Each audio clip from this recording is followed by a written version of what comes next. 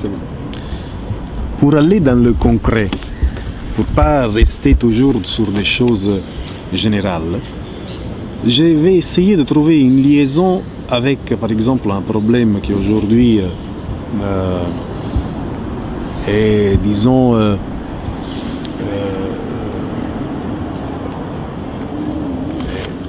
un problème qui est important aujourd'hui en Europe, l'immigration. Quelle est la liaison à faire avec ce que j'ai dit tout à l'heure sur les ligues, sur la fonction publique et l'immigration même? Aujourd'hui, nous savons très bien, je rappellerai toujours un livre d'un journaliste qui a écrit à sud de Lampedusa, et il utilisait une phrase pour dire le comportement de l'Europe vis-à-vis de l'immigration. Et il synthétisait plus ou moins comme ça, il disait: l'Europe ouvre ses portes la nuit et il les ferme pendant le jour. Il voulait, selon moi, dire qu'à la lumière du soleil, nous avons des règles, nous avons des lois, nous avons des frontières à respecter. Et puis la nuit, on ouvre. Toutes les choses deviennent plus grises et confuses. Et en nous permettant, effectivement, l'Europe ouvre ses portes à cette masse de population désespérée en cherche des situations, des meilleures situations pour eux. Quelle est la liaison à faire entre l'immigration et la fonction publique des ligues?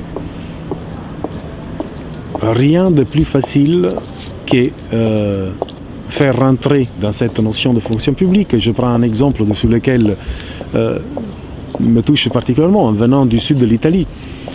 Il y a une énorme population d'immigrés qui fait la récolte de tomates, par exemple. Nous savons que ces immigrés sont là parce que c'est de la main-d'œuvre à bas prix. C'est de l'exploitation de main-d'œuvre à bas prix. Mais nous savons tous que plus personne ne veut que ses enfants fassent ce métier, ce travail. Et alors nous permettons que d'autres enfants le fassent. Et ça, c'est immoral. C'est pour cette raison qu'une société civile, une société moderne, elle doit se doter de choses bien plus performantes qu'une simple loi écrite. Tu n'as pas le droit de travailler si tu rentres ici. C'est quelque chose de tellement barbare que la société qui applique ces lois, elle n'a plus le droit de s'appeler civile. Mais nous savons tous que nous ne voulons pas que nos enfants fassent le travail qu'ils font les immigrés qui arrivent aujourd'hui désespérés, justement au sud de Lampedusa. Et alors les fonctions publiques, ils peuvent s'adapter à ça. Pourquoi ne pas profiter de notre jeunesse pour dire oui, mais la récolte de tomates, elle est toujours pour notre marché, c'est toujours nous qui consommons, c'est toujours nous qui en faisons une marchandise, une marchandise économique. Et donc, pourquoi ne pas avoir le courage de dire oui, mais vous pouvez vous inscrire à nos enfants en tant que main-d'œuvre au pôle emploi et faire ce travail qui est bien, qui est mal payé, mais ça c'est notre société qui veut qu'il y ait toujours aujourd'hui des belles tomates qui sont vendues pour faire nos pizzas, pour faire notre cuisine. Et donc, ne pas permettre à ces gens désespérés de vivre dans des conditions précaires, barbares. Et donc, voilà que cette idée de ligue de fonction publique peut devenir un barrage à l'exploitation de la main-d'œuvre à bas prix.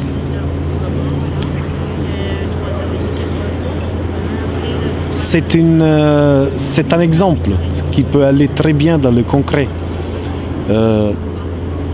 Si nous analysons, et là on reste un peu dans la généralité, si nous analysons l'histoire ancienne, Les sociétés qui ont eu un déclin sont des sociétés qui étaient d'abord prospères et puis ils ont eu un déclin. C'est des sociétés qui ont abandonné l'effort et ils l'ont laissé à des gens sous-payés, exploités. Et on parle d'esclavage. Et on parle...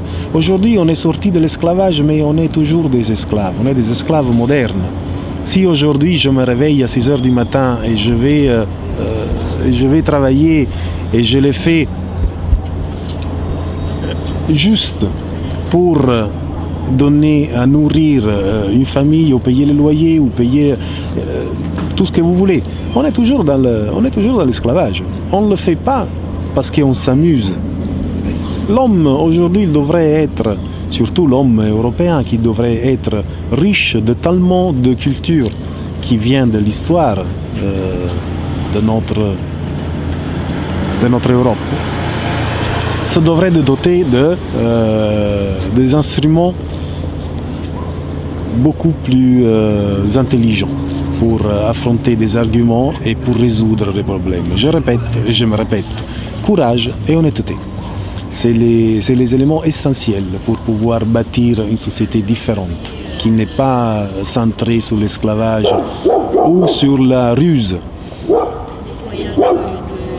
Aujourd'hui, qui a plus ruse, il réussit dans les affaires, il réussit, mais ce n'est pas une société qui est viable. Et je ne pense pas que c'est une société qu'il faut laisser à nos enfants.